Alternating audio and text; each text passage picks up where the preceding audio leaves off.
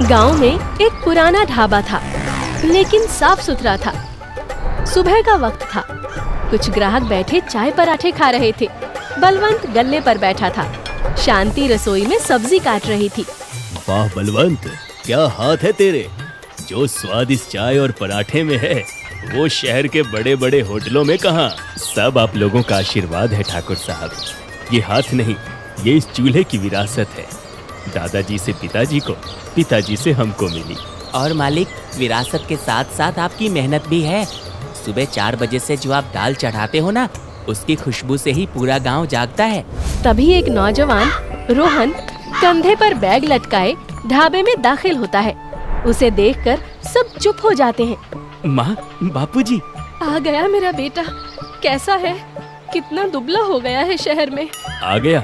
Course पूरा हो गया तेरा? हाँ बापूजी, सब पूरा हो गया। फर्स्ट क्लास में पास हुआ हूँ। होना ही था। मेरा बेटा है। चल हाथ मुंह धो ले। चंदू, जा भैया के लिए स्पेशल मक्खन मार के पराठा ला। नहीं बापूजी, पराठा नहीं, बस एक ब्लैक कॉफी बना दो, बिना चीनी के। बलवंत, चंदू और ठाकुर साहब एक दूसरे को हैरानी से देखते हैं। अब ब्लैक कॉफी, अब वो क्या होती है मालिक? अरे वो शहर की कड़वी चाय। जा तू दूध वाली चाय ही बना। ये सब नखरे शहर में छोड़ कर आया कर। कोई बात नहीं, मैं खुद बना लूंगा। रोहन किचन की तरफ बढ़ता है। बलवंत उसे घूरता रहता है। ढाबा बंद हो चुका था। बलवंत, शांति और रोहन रात का खाना खा रहे थे। रोटी और ले ले बेटा। नहीं माँ, पेट भर गया। 2 रोटी में पेट भर गया? शहर जाकर तेरी खुराक भी चिड़िया जैसी हो गई है। ढाबा कैसे संभालेगा तू? बापूजी, मुझे आपसे इसी बारे में बात करनी थी। हाँ हाँ बोल। कल से ही गल्ले पर बैठ, सीख ले सब। अब ये सब तेरा ही है। भोला ढाबा को अब तू रोहन ढाबा बना दे। बापूजी, मैं ये ढाबा नहीं संभालना चाहता। सन्नाटा छा जाता है। बलवंत के हाथ से रोटी का टुकड़ा गिर जाता है। ये क्या कह रहा है रोहन? माँ, मैंने होटल मैनेजमेंट की पढ़ाई ये ढाबा चलाने के लिए नहीं की। यहाँ क्या है, वही दाल रोटी, वही पुराने टेबल। दुनिया बहुत आगे निकल गई है। तो क्या करेगा तू? शहर में जाकर किसी साहब की जी हुजूरी करेगा? हैं? प्लेटें उठाएगा? नहीं, मैं शहर में अपना खुद का कैफे खोलूंगा। मैंने बैंक से लोन की बात भी कर ली है। मॉडर्न कैफे, जहाँ pasta, burger, sandwich. Pasta, burger? हमारे खानदान ने 3 पीढ़ियों से लोगों का पेट भरा है, और तू ये फिरंगी खाना बेचेगा? हाँ बापूजी, उसे फिरंगी खाना नहीं, कॉन्टिनेंटल फूड कहते हैं। उसमें ज्यादा मार्जिन है। ये ढाबा ये बस गुजारा कर रहा है। इसमें कोई ग्रोथ नहीं है। ग्रोथ, मार्जिन, ये सब सीखा है तूने? विरासत का मतलब नहीं सीखा? जिस ढाबे ने तुझे पढ़ा लिखा कर इतना बड़ा किया, आज तुझे उसी में ग्रोथ नहीं दिखती। मैं आपको नहीं समझा सकता बापूजी। आप बस अपनी दाल रोटी से आगे सोचना ही नहीं चाहते। ठीक है, मत सोच, पर एक बात कान खोल कर सुन ले। अगर तूने शहर में वो अपनी दुकान खोली तो इस ढाबे के दरवाजे तेरे लिए हमेशा के लिए बंद। बलवंत गुस्से में बाहर चला जाता है। रोहन चुपचाप बैठा रहता है और शांति रोती रहती है।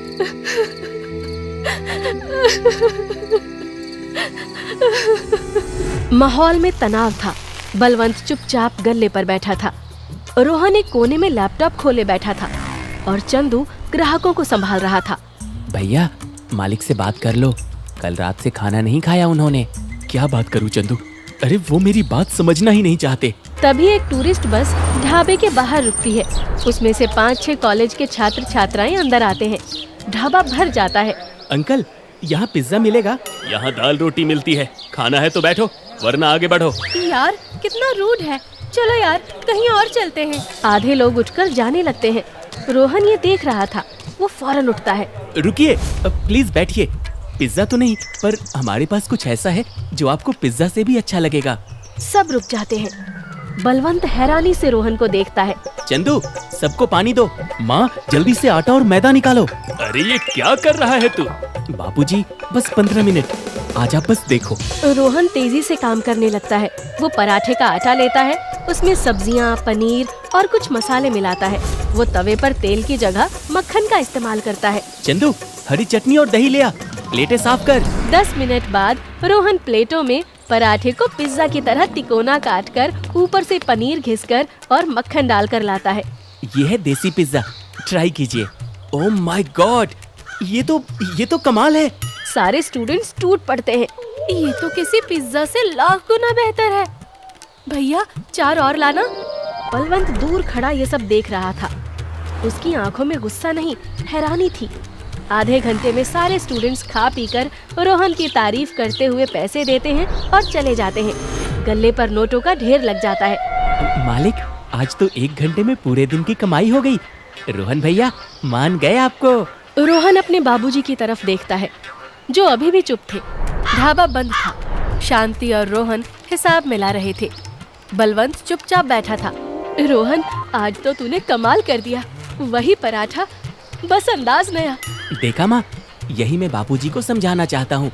चीज वही रहे, बस उसे परोसने का तरीका बदलना होगा। बापूजी, हमें अपने ढाबे को बदलना होगा। क्या बदलना होगा? ये लकड़ी की बेंच हटाकर सोफे लगाने होंगे, दीवारों पर नया पेंट, किचन में थोड़ी सफाई और एक कार्ड मशीन लगानी होगी। सफाई? मतलब हम गंदा खाना खिलाते हैं? और ये लकड़ी के बेंच मेरे दादाजी ने बनवाए थे। इन पर बैठकर तेरे दादाजी ने खाना खाया है और तू इन्हें उखाड़ फेंकना चाहता है? बापूजी, आप बात को कहाँ ले जा रहे हैं? तू ले जा रहा है। तुझे मेरी दाल रोटी, मेरी बेंच, मेरी विरासत सब पुराने लगते हैं। इस सब में ग्रोथ नहीं दिखती। हाँ, नहीं दिखती, क्योंकि आप वक्त के साथ बदलना ही नहीं चाहते। आप बस इस ढाबे से चिपके रहना चाहते हैं, भले ही ये कल को बंद हो जाए। चुप हो जा। शांति और चंदू, जो कोने में खड़े थे, चौंक जाते हैं और गहरा सन्नाटा पसर जाता है। ये ढाबा बंद होगा? ये ढाबा मेरी जिंदगी है। निकल जा, निकल जा मेरी नजरों से। जा, खोल ले अपना वो पास्ता बर्गर का ठेला। रोहन गाल पकड़े अपने पिता को देखता है। उनकी आंखों में आंसू थे। आप सही कह रहे हैं, मुझे चले ही जाना चाहिए। रोहन अपना लैपटॉप उठाता है और तेजी से बाहर निकल जाता है। अजी, सुनते हो? रोहन, रुक जा बेटा। ये क्या किया आपने? अपना ही बेटा है वो। बलवंत मूर्ति बना वहीं खड़ा रहता है। अगली सुबह ढाबा तो खुला था, पर वीरान था। बलवंत चुपचाप चूल्हे के पास बैठा आग को घूर रहा था। चंदू ग्राहकों को संभाल रहा था, पर उसका मन नहीं लग रहा था। अरे बलवंत, दाल अभी तक नहीं चढ़ी। और वो रोहन कहाँ है? चला गया, वो शहर गया है। क्यों? उसे ये ढाबा, ये सब पुराना लगता है। उसे ग्रोथ चाहिए, तो इसमें गलत क्या है? बलवंत चौंक कर ठाकुर साहब को देखता है। बलवंत, जब तेरे पिताजी ये ढाबा चलाते थे तो वो पत्तलों पर खाना देते थे। तू आया, तूने स्टील की थालियां शुरू की, है ना? हाँ, तो उन्होंने लकड़ी के चूल्हे पर खाना पकाया। तूने गैस का चूल्हा लगवाया। वो भी तो बदलाव था, वो भी तो ग्रोथ थी। तेरे पिताजी ने तुझे रोका। बलवंत चुप हो जाता है। बेटा, विरासत का मतलब चीज को ज्यों का त्यों पकड़ कर रखना नहीं होता। विरासत का मतलब होता है उसकी आत्मा को जिंदा रखना। आत्मा? हाँ, इस ढाबे की आत्मा है स्वाद और अपनापन। वो नहीं बदलना चाहिए, लेकिन जमाना बदल रहा है तो परोसने का तरीका तो बदलेगा ही। तेरा बेटा जड़ें नहीं काट रहा, अरे वो बस पेड़ को नई खाद पानी दे रहा है ताकि वो और फैले, और तूने उसे ही भगा दिया। बलवंत की आंखें खुल जाती हैं। उसे अपनी गलती का एहसास होता है। चंदू, भाग जा, बस स्टैंड जा, रोक उसे। रोहन अपना बैग लिए बस का इंतजार कर रहा था। बस आती है और वो जैसे ही चढ़ने लगता है, पीछे से बलवंत की आवाज आती है। रुक जा रोहन, रुक जा। रोहन मुड़कर देखता है। बलवंत उसके पास आता है। बापूजी, आप वो जो तू कह रहा था ना, कार्ड मशीन, वो कहाँ मिलेगी? रोहन हैरानी से अपने पिता को देखता है। बापूजी, और वो देसी पिज्जा जो कल बनाया था, वो आज मेनू में डाल दे। रोहन की आंखों में आंसू आ जाते हैं। वो अपने पिता के गले लग जाता है। बापूजी, मुझे माफ कर दो बापूजी। पगलेट, बाप से कोई माफी मांगता है? चल ढाबे पे, बहुत काम है। ढाबा बदल गया था। लकड़ी के बेंच अभी भी हैं, पर उन पर गद्दे लग गए थे। दीवारों पर ताजा पेंट और गांव की तस्वीरें थी। एक कोने में नए सोफे थे। गल्ले पर एक कार्ड मशीन रखी थी। रोहन अब गल्ले पर था और लैपटॉप पर हिसाब देख रहा था। बलवंत किचन में था, लेकिन अब उसने साफ एप्रन पहना था। रोहन भैया, 2 देसी पिज्जा और एक स्पेशल भोला दाल तड़का, टेबल नंबर 4 पे। जी चंदू काका। बापूजी, ऑर्डर। आ रहा है। ठाकुर साहब बैठे थे। रोहन उनके पास आता है। और कुछ लेंगे ठाकुर साहब? कैपेचिनो ट्राई करेंगे? अरे नहीं बेटा, हम तो अपनी वही बलवंत के हाथ की अदरक वाली चाय पियेंगे। तभी बलवंत एक ट्रे लेकर आता है। उसमें चाय रखी थी और एक कप में कैपेचिनो थी जिस पर क्रीम से स्माइली बनी थी।